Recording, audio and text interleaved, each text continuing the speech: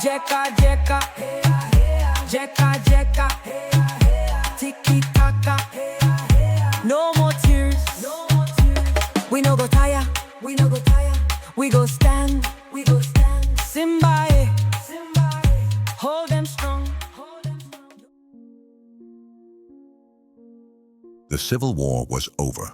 Slavery was abolished. But for millions of Black Americans, freedom was a promise unfulfilled. From the ashes of the Confederacy rose a new system of control, one that wore a legal face but operated like a regime of terror. They called it Jim Crow. This wasn't just a set of racist laws. It was a campaign of violence, humiliation, economic strangulation, and political exclusion, all designed to make sure that freedom would never mean equality. This is the story of America's reign of racial terror, Reconstruction's collapse. After the Civil War, Reconstruction promised a new beginning. Black men voted, held office, built schools, and reunited families. The 13th, 14th, and 15th Amendments offered a framework for full citizenship.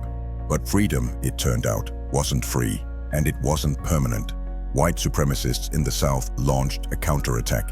Paramilitary groups like the Ku Klux Klan, Red Shirts, and White League unleashed violence on Black communities. They murdered politicians, burned homes, and assassinated school teachers. These groups weren't just violent mobs. They were economic and political powerhouses. The Klan and affiliated secret societies intimidated voters, bribed officials, and forced Black workers off land and jobs. They burned businesses, blackmailed landowners, and orchestrated rigged elections. By controlling local courts and legislatures, they dominated Southern politics and ensured that white elites kept their grip on power. Entire towns were terrorized into compliance. Northern fatigue, economic panic, and backroom political deals paved the way for the end of Reconstruction in 1877. Federal troops were pulled out of the South. White Democrats regained power, and just like that, the promise of Reconstruction was dead. With federal protection gone, Southern states moved quickly to re-establish white dominance. They passed laws mandating segregation in schools, public transport, bathrooms, and even cemeteries. These laws became known as Jim Crow, named after a blackface minstrel character. But Jim Crow wasn't just about where people could sit or eat. It was about turning Black Americans into second-class citizens. Voter suppression became systematic. Poll taxes, literacy tests, grandfather clauses, and outright fraud disenfranchised nearly all Black voters by 1900. These laws were designed to sound neutral, but were targeted specifically at Black communities. Secret societies like the Klan ensured these laws stuck. Threats and intimidation kept Black voters away from the polls. Anyone who tried to organize resistance was labeled a criminal, harassed, or lynched. Alongside political suppression came land theft. Black families were cheated out of property through shady legal tactics, forged documents, and biased courts. Some entire towns were driven off their land by mobs. Violence backed up the law. Those who resisted were often lynched, beaten, or run out of town. Lynching became a national shame and a warning. Between 1880 and 1940, over 4,000 Black men, women, and children were lynched across the South. They were hanged, burned alive, shot, mutilated. Some were killed for allegedly looking at a white woman the wrong way, others for trying to vote, some for nothing at all. These weren't secret murders. They were public spectacles. Postcards were printed. Crowds gathered. Local sheriffs often watched or participated. Lynching was terrorism. It told Black communities, "You do not belong, you do not matter, and if you step out of line, we will kill you." Just like public whippings during slavery, lynchings were designed not just to punish, but to intimidate. The violence didn't have to touch every Black person.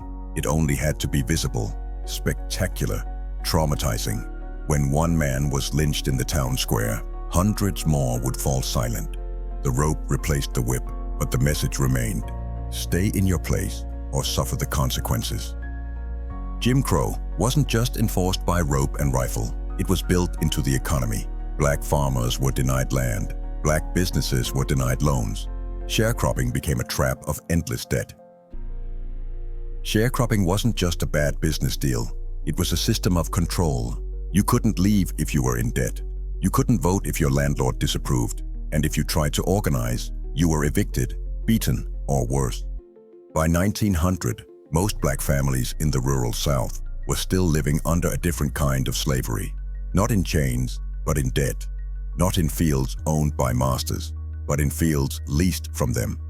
And just like convict leasing, sharecropping kept the Southern economy running on black labor, with no path to wealth, land, or freedom.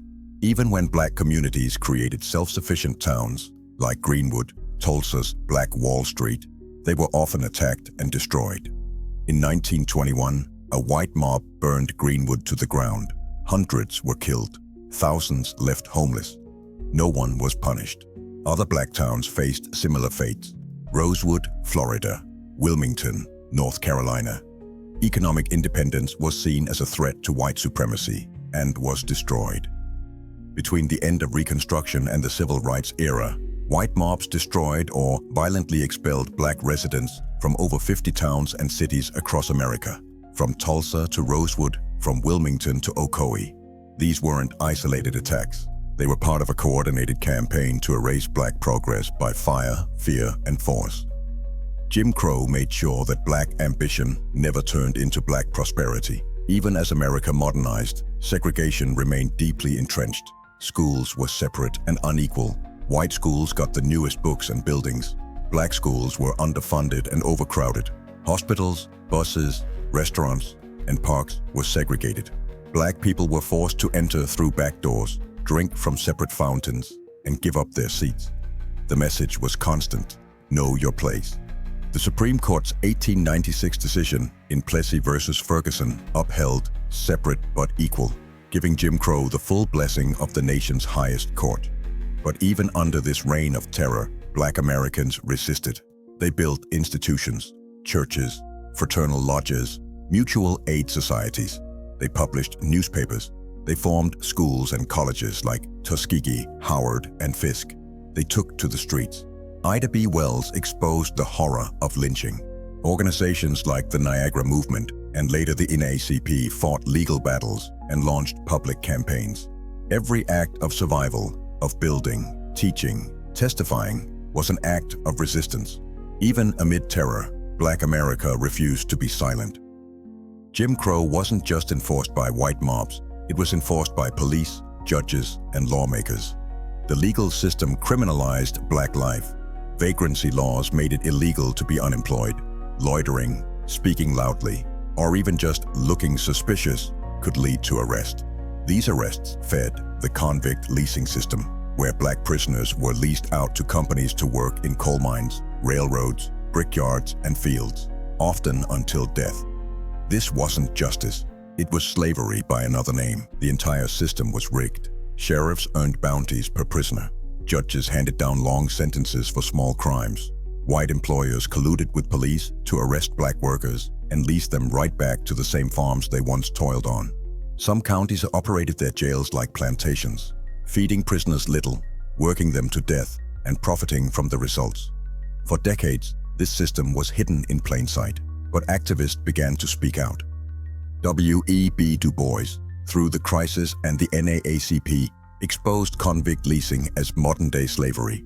Others, like Ida B. Wells and black newspapers, documented the horror stories and demanded change. Eventually, by the early 20th century, the worst parts of leasing were phased out in some states, but it didn't end, it simply evolved. Chain gangs replaced convict leasing. Men were forced to swing hammers in the hot sun, watched by armed guards, chained at the ankle. In Texas, Arkansas, Florida, and Georgia, prison plantations still existed into the 1950s and 60s. At Angola Prison in Louisiana and Cummins Farm in Arkansas, conditions rivaled anything from the 1850s. And today, it still isn't over. The 13th Amendment still allows slavery if you're in prison. And today's prison labor is a multi-billion-dollar industry.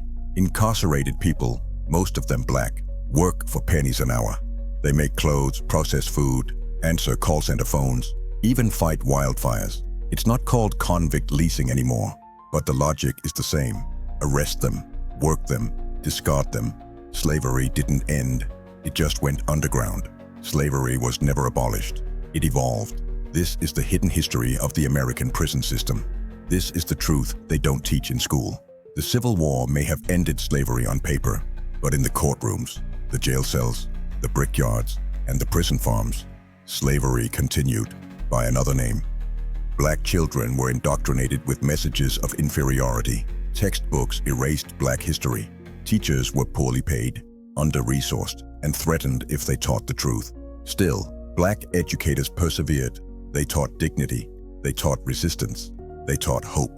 White authorities feared an educated Black population because knowledge was power, and power challenged the system. By the early 20th century, millions of Black Americans had had enough. They packed their bags and headed north to Chicago, Detroit, New York, Philadelphia. They sought factory jobs, better schools, and freedom from the daily terror of the South. This great migration reshaped America. It created new Black communities, birthed the Harlem Renaissance, and fueled new movements for justice. But Jim Crow wasn't just a Southern problem.